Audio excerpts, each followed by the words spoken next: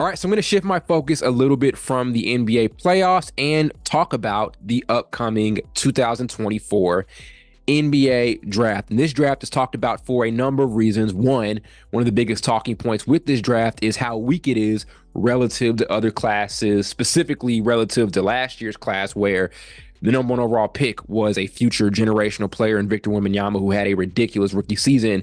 This year, the projected number one overall pick, Alexander Sarr, in my opinion, is a little bit of a project, and it's up for debate on whether or not he's actually the best player available in this class. So there's one major talking point with this draft class is just how good it is relative to other draft classes we've seen.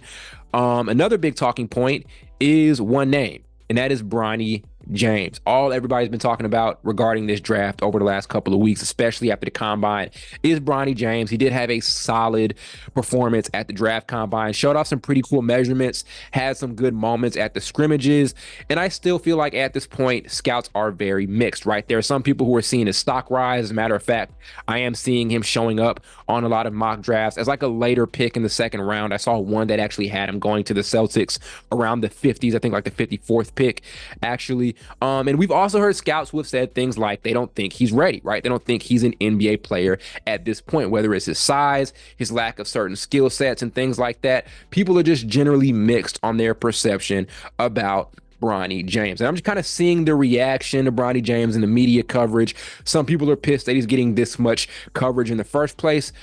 Let's be fair, right? We are talking about LeBron James' son, right? LeBron James is still playing all-star, superstar level basketball. He is still the best player, in my opinion, on that Lakers team. Things still revolve around LeBron James, and there's a possibility that he's going to be playing with his son in the NBA, which has never before happened in this sport and hasn't happened a lot in sports in general. So it's something we're going to see, or it's possible that we see something that we've never seen before. And people love those types of moments. We got to see LeBron break the all-time scoring record. People love seeing those unreal moments. And it's going to be an unreal moment to see LeBron James take the court with his son. Whether or not his son's a starter or an all-star level player, it'll still be really, really cool to just see that dynamic take place. So that's why the hype is there, right? You can't get mad at people for being hyped that LeBron James' son is coming into the NBA to possibly play on the same court as him at some point in time, right? So I understand that. I understand the level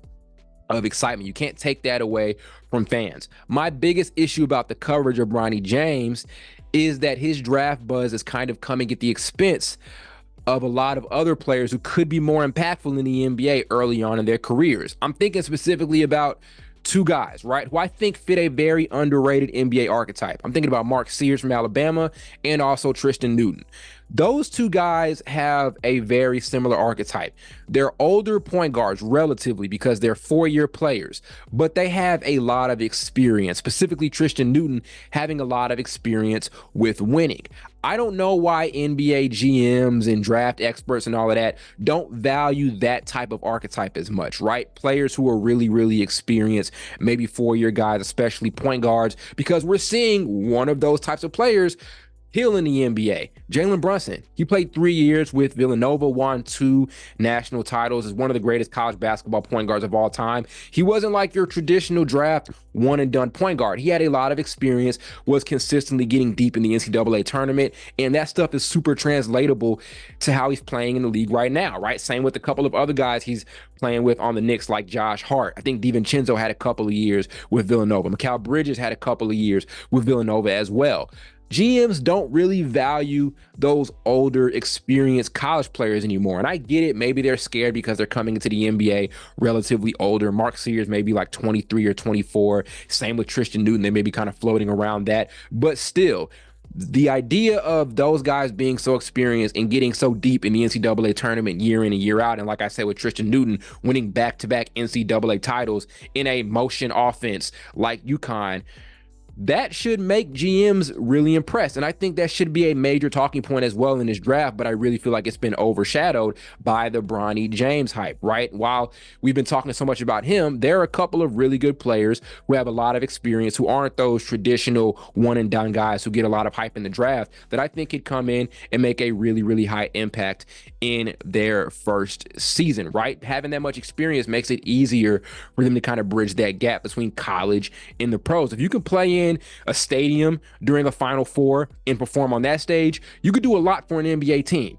Simple as that. Jaime Jaquez, right? For his first year with Miami, he was amazing. This guy was consistently getting to the NCAA tournament and making these deep runs. I think he got to like a Final Four a few years back, maybe like in 2020 when there was no fans because of COVID or whatever the case may be. But those types of players with that type of experience mean a lot once coming into their first year, but that's not been a major talking point, right? With how Jalen Brunson's been playing, why aren't GMs hyping up those types of guys anymore? And I feel like that's kind of come at the expense of, or Bronny James hype has kind of come at the expense of that particular talking point and storyline. So there's that. That's one thing I haven't liked about the Bronny James coverage is we aren't covering guys who I think are going to be super, super impactful in their first year. Spending a bunch of time talking about a guy who arguably should be staying in college. Let's go to that point. Is Bronny truly ready to play in the NBA at this point? So let's look at the positives, the upside, the tools. Strong frame, very athletic, can shoot the ball well. I think went like 36% from three, and he is very engaged defensively. I think he has a ton of upside as like a 3-and-D player, but he's relatively short for like a 2 guard for the way he plays. He's 6'1", not a great creator at all. So in my opinion, if you're going to be 6'1", there has to be a level of shot creation that you have in your game. Also not a super, super high level playmaker. And on top of that, just really wasn't very battle tested. USC was not good this season. They played in the Pac-12. They didn't succeed in the Pac-12 when they had a really, really good roster coming into the season with a couple of really good freshmen, a couple of McDonald's All-American freshmen, still didn't perform. So there's a lot kind of not in his favor right now. Like I said, not battle tested and just doesn't have a lot of tools for an NBA level player. So I'm more on the fence where he should go back and do another year in college, whether that's with USC or with another team. It would do a lot more for his stock and for his effectiveness going into the league, for him to just get more playing experience. Right now, I mentioned Tristan Newton and Mark Spears earlier because GMs just don't really value playing experience anymore, right? It's looked down upon to have a lot of time in college, to have 4 years in college, when it's really more of a benefit than anything else. So that's one thing Bronny James truly lacks. He doesn't have much playing experience. So you get into the league, there are a lot of situations that you're not going to be truly prepared for. Now, to kind of counter that, it's not like he's going to be playing like super fourth quarter minutes, right? With where he's going to be drafted at, I doubt he really cracks the rotation. And there is a good chance that wherever he gets drafted to, he'll go to the G League. So that's one upside of him getting drafted, is he'll probably swing between being on a team and playing in the G League. Maybe he gets his valuable G League experience and is able to take that into the NBA. Like we saw Pippen Jr. do that with the Grizzlies. He spent a lot of time in the G League and had some really good moments once he was called back up to play for the Grizzlies in a down year. So that could be the case with Bronny, right? Maybe it's a thing where they draft him, expect him to kind of develop a bit in the G League and go from there. So that's one positive of him getting drafted. But if we're just talking about whether he's NBA ready or not, I don't think it's much of a question. He's not NBA ready. And like I said, there are a ton of guys in this class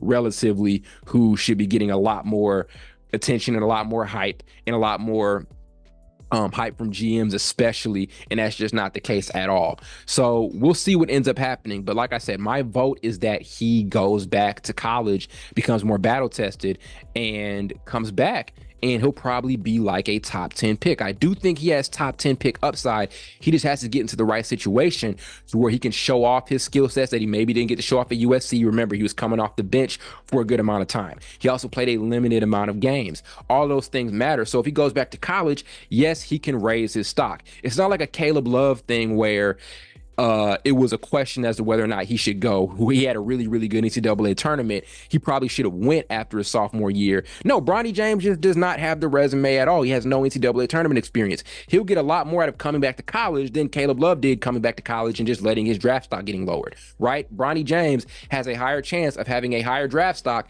than Caleb Love, who lowered his draft stock after his peak years in college. So we'll see what ends up happening here with Bronny James. It's going to be very interesting. And look, as I said, it'll be cool to see him play on the same court with his dad. That'll be a great moment, but I just don't think it's time to rush that. Again, the upside of him getting drafted is him playing in the G League and he can develop there. But we'll end up seeing, right? Because there is a high batting average with that, or there's like a mixed batting average with that, right? There's some success stories and there are some failure stories there. But as I said, the best thing would be for him to go back to play on the collegiate level, get some experience with winning, especially on that stage. But we'll see what ends up happening. But it's going to be very interesting seeing how the storyline unravels here ahead of the 2024 draft.